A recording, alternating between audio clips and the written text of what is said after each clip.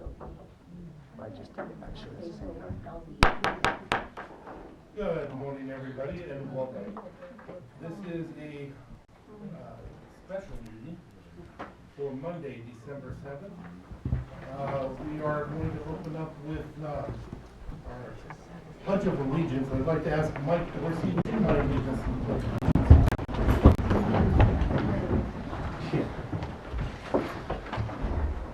Pledge allegiance to the flag of the United States of America and to the republic for which it stands, one nation, under God, indivisible, with liberty and justice for all. Roll call, please. Commissioner District 1, Randy Sutherland. Right here. Commissioner District 2, Kim Sheldon. Here as well. Commissioner District 3, Sarah Jeffries. Item number 4, this is a budget hearing to consider the adoption of the 2016 budget for Mason County. Staff, Frank Pinker. Thank you, Commissioners. This is the budget hearing for the review of the 2016 preliminary and adopted or modified budget. We started the process off early in July, where the auditor sent out a call for budgets, and each of the departments and the elected submitted theirs as a preliminary budget back to the auditor on or about September 1st. Since then, we've been having workshops to discuss each of the departments, their needs, their goals, their budgetary constraints, and have come up with a budget that is presented to you as the December 7th modifications to the preliminary budget. The preliminary budget was presented as for the current expense as $38,001,740 revenue and expenditure budget, which was $8,515,000 out of balance, required all of our ending fund balance to absorb. Since then, the Commission has made modifications to that, and with a levy shift and some modifications, conservative modifications to revenue projections, we have put together a budget that is $40,364,000 for the general fund, and $59,986,000 for the special funds.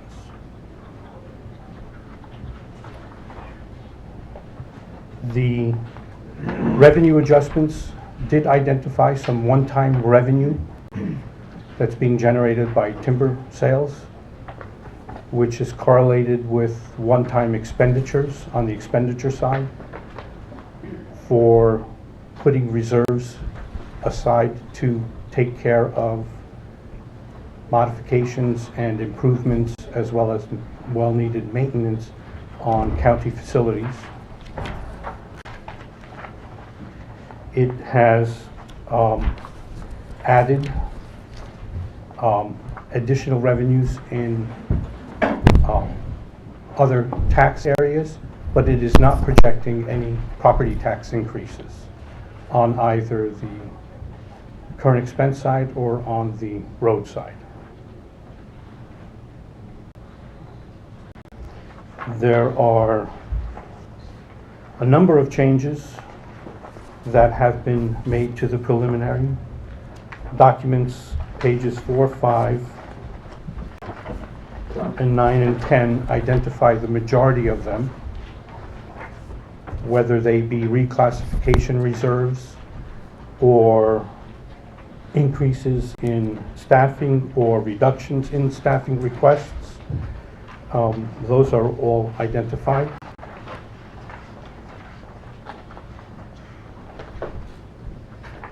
There have been some capital set-asides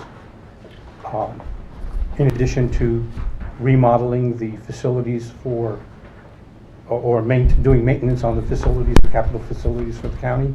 We have put aside enough dollars for 15 vehicles for the sheriff's office, as well as 105 handheld radios.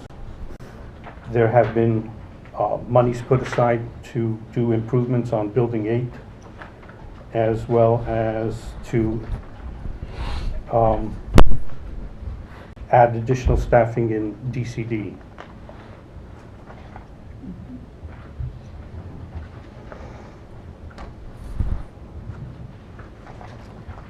The bottom line for the budget as proposed is the county ends up with $4,600,000 in reserve. The county's reserve policy asks or dictates that it reserve at least 9 or up to 12%.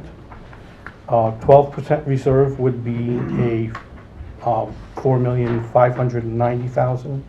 So this actually is almost $200,000 more than what the minimum or maximum reserve requirement is based on resolution.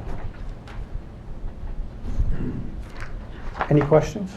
The 200 over, is that including this, 100,000 for pretrial probation service position? Correct. Because at the moment, Yeah, we haven't briefed on that yet. Yep, we still have some workshops this afternoon. There is a workshop scheduled available for tomorrow.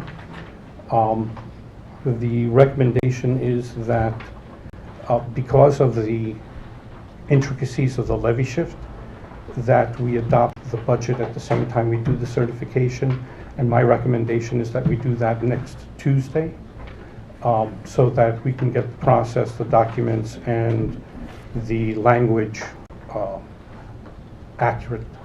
So regardless of what happens, you're also going to request at the end of this that we table this until next Tuesday and adopt it at the same time? Correct. I just question, thank you, Mr. Chairman, question for you, Frank. You said our current expense budget now would be $40,364,000, Correct. and the special funds are $59 million. What's the rest? 985, 986. 986. Okay, so totaling that up, we've got a total budget over $100 million. That's correct. First time that we've ever had one over $100 million. What was our budget total last year? Give me 1 second to do the math.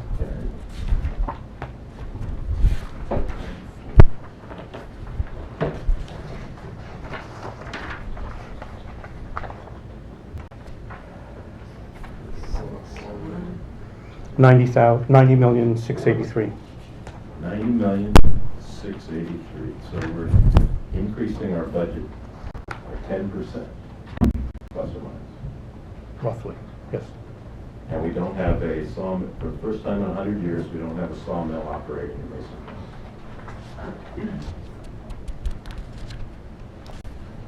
Yes.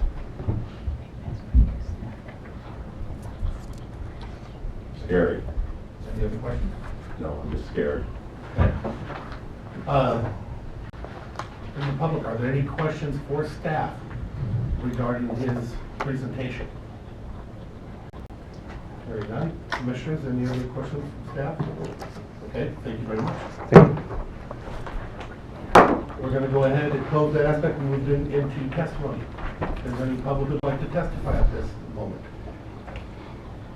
Smiling, is that a hand on hand? Okay. No, I could believe it. Anybody? Hearing none, we'll close public testimony. Commissioner deliberations.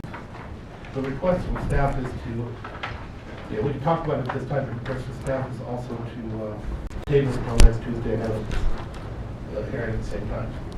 I would concur with tabling it till next Tuesday for the simple fact that we have a lot of policy that needs to be drafted and passed that would implement this budget.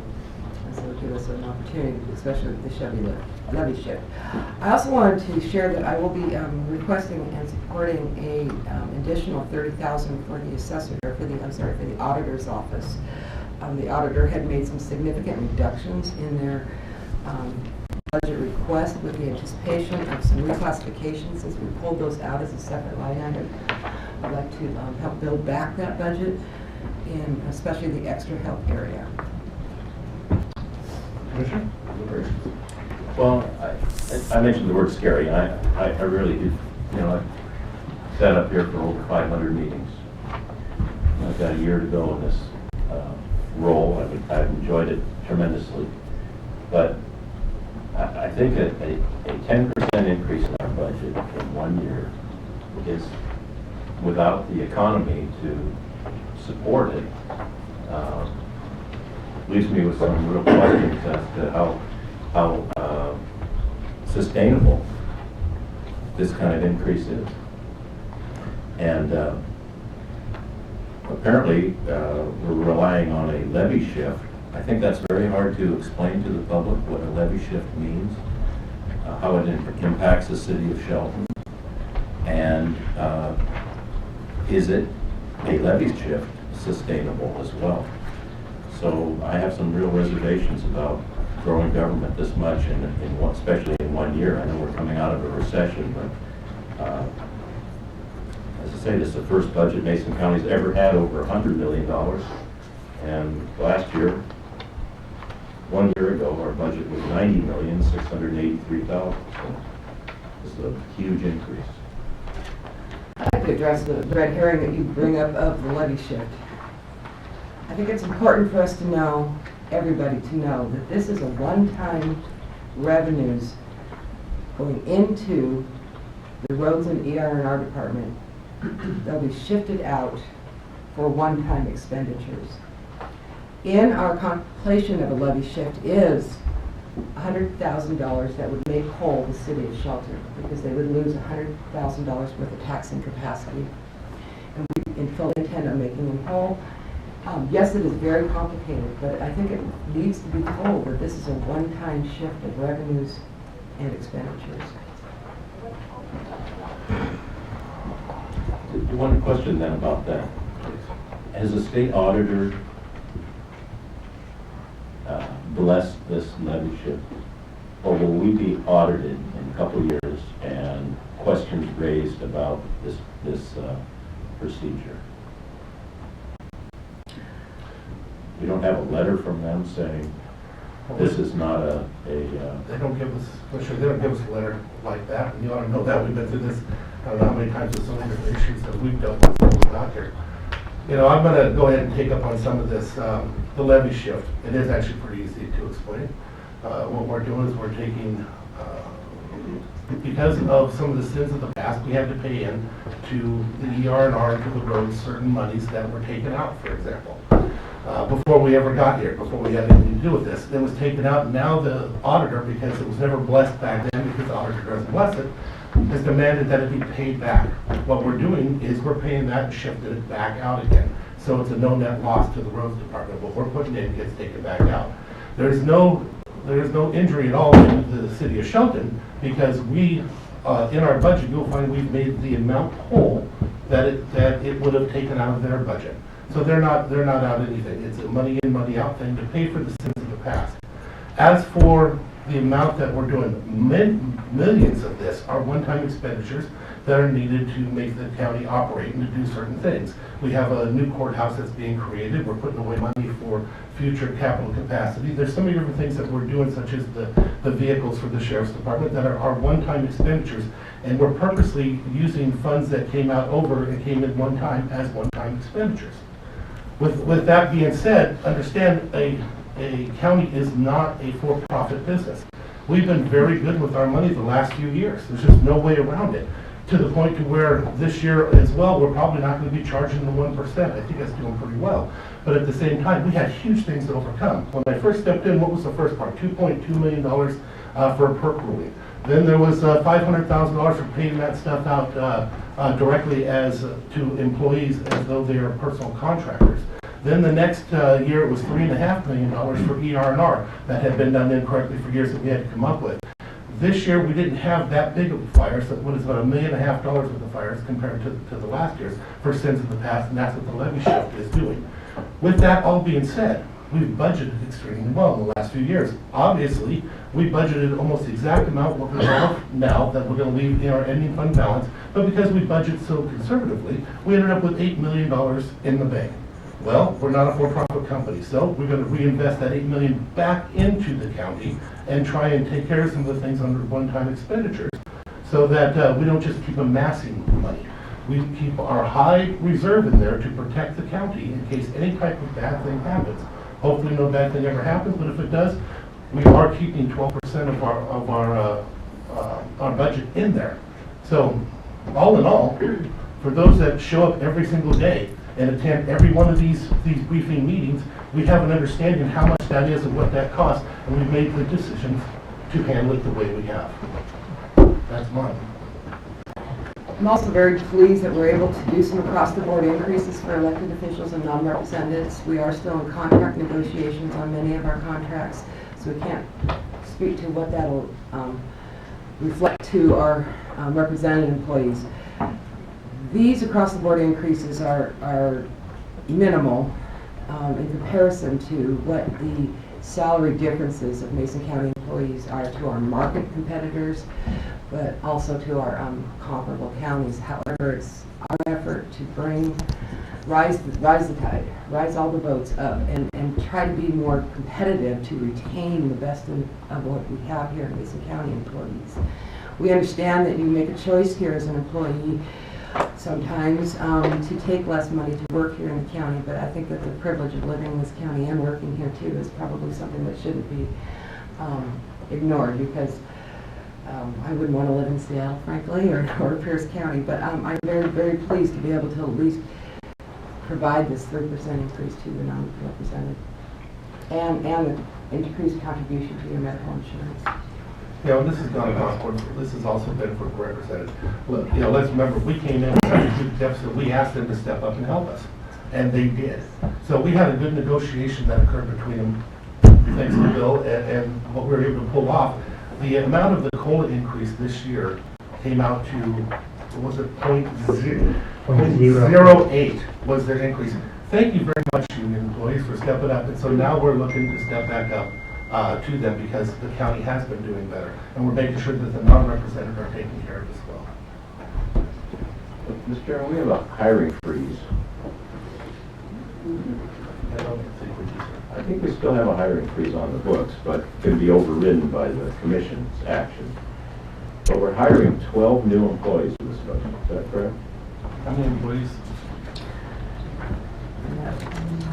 While he's looking, I want to clarify, we don't have a hiring freeze, sir. We have a situation where before anybody can hire, they have to pay the commissions. That's a hiring freeze. I'll call it hiring freeze. Thank you.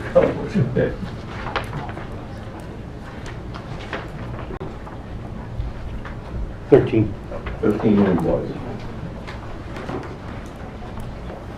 In that is increases to our community development department.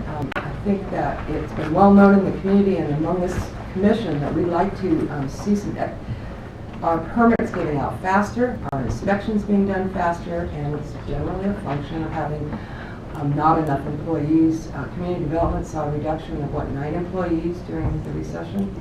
60%. 60% reduction.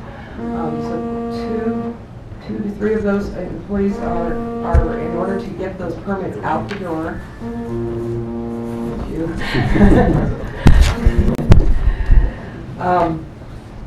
Our probation department is doing a phenomenal job our juvenile detention probation doing a phenomenal job of having alternatives to incarceration of our children.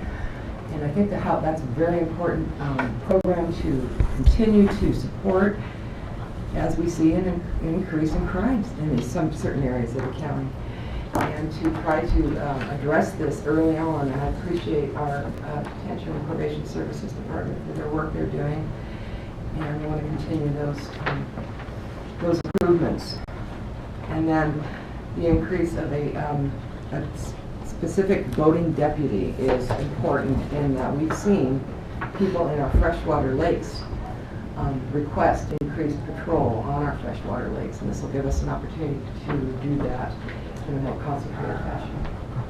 And you gotta throw in that we have a utility person that was brought on. We have a new utility that's fairly new the last couple of years, and it's running full steam, and we need the people to operate these things as well as waste management in order to operate. No matter what, through the recession, there was some major cuts that had to occur.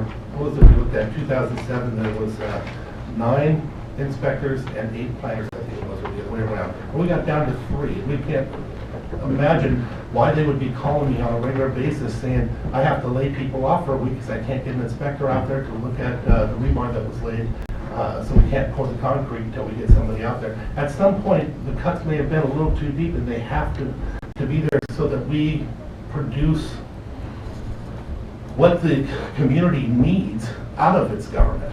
You know, there is a necessity for government, or we wouldn't exist. I've never been a fan of growing government, but at the same time, you have to be able to give the people the services that they absolutely require. That is the purpose of us. That is our job. Not just to be able to say, oh, not more people. Well, I don't want more people, but you know what? I want those contractors to be able to go out, build that building, bring in more income into this community, and not have to lay their people off in the meantime. It's an absolute necessity. The voting deputy, that's kind of a no-brainer to me, because they asked for in their budget $80,000 this year just for overtime to be able to fill the voting responsibilities. And to the sheriff's credit, he's going to perhaps be using this deputy for going around to the schools with the kids in the off times. Again, win-win-win, things that are absolutely necessary to have a good community. Well, I just say, I worry about the 13 new employees because I think it creates a bow wave. I mean, apparently, we don't hire people to lay them off in a year, so they will still be here, hopefully, but I don't know that the revenue will be here to support it. This budget relies on $600,000 in revenue from the Department of Natural Resources. That is an unprecedented sum from DNR. And I don't think that they can continue cutting at that level. Get out in the summer and go out in the middle of the Hood Canal and take a look at the Olympics. There's not a whole lot more to cut up. Commissioner, we budgeted. I'm worried about it. You're right, we budgeted $600K. The expected amount to come in is $2 million. We budgeted extremely conservatively. And how much did they bring in last year, this year, total? 1.1. So it's We're at not- 1.1, 1. Yeah, so 600,000 is definitely not unprecedented. I'm not sure that we got all of that as the general fund, as the current. Yes, Commissioner, we This did. was current. There is an adjustment that the treasurer is making for some dollars that needs to be paid back, but I'm not sure exactly how much it is. It's a couple, $100 and something thousand. They overpaid us for. Our numbers are real. We've gone over and over them again at all those budget briefings that we've had. Any other comments? Just from what I remembered in the current expense, the employee bow wave was about $540,000, and Correct. special funds $390,000. Given the fact, and I said it before, that we've had about $1 million of unanticipated income over the last 3 years because of this very tight budgeting, I believe that we will continue that in that our economy is looking at. The loss of Simpson has definitely been something an unknown out there. I think that the county's loss there is going to be less than what the city will realize, and the way the county will lose any funds there is potentially around the multiplier effect of any employees doing spending in this community. That part, we can't have a real good idea how much that is. I think we need to know how many of those employees actually lived in this community to be able to do that, and I think that number was quite small. On top of that, though, we as a county, we've done exceptionally well. It's obvious in all the different numbers. The city right now, of course, is having a hard time with the loss. Their sales tax increase is flat. But now in the county, we've really worked real hard to expand out. Our sales tax increase is between 14 and 16%, right? That's pretty darn impressive. Our unemployment rate in the county is what was it, when I first came in, it was 11.6 or 11.8. Now it's 6.8. And it's continuing to go down, even though the other counties around us are going up. Mason County is working real hard, and we're actually doing pretty well. But we're not overspending. We're ended up the same place we were the last year, and we're spending the reserves that we picked up, and we invested it back into the county instead of just hoarding it and keeping it, because we kept a real high reserve now, which is a good, comfortable place for us in Mason County. That's sound budgeting. And again, as you just heard, you know, the timber is talking 2 million, we're budgeting 600,000. That gives you an idea of how conservative we're budgeting. But this way we end up with money at the end of the year and not backwards in growth. I will entertain a motion to table if somebody would like to make it. Mr. Chair, I move that we continue this hearing until December 15th at 9:30 a.m. Well, I'll second the motion to continue the hearing, and I hope that the public will come at that hearing and weigh in, because I think, you know, if I look around the room, I don't see people from the private sector here. Everybody I see are I see one at the door. one at the door. One at the door. here. Raise your Or hand. two, because we Raise your have hand one if you're voter. with the private here out there. So I think it's you know, we talk to ourselves a lot about this, and sometimes I think we convince ourselves of what might be happening in the county, but, you know, you take a look at, as I mentioned, as I started to speak, that we don't have a sawmill in Mason County. Green Diamond used to have 92 employees, I think they have 66 today. There's a lot of changes going on, and so I'll second the motion for the continued hearing, but I hope that the public will come in and give us their perceptions and ideas. Thank you, Commissioner. It has been moved and seconded to table this hearing until December 15th at 9:30. Any further discussion? All in favor, say aye. Aye. Aye. Aye, the motion carries. This hearing is continued.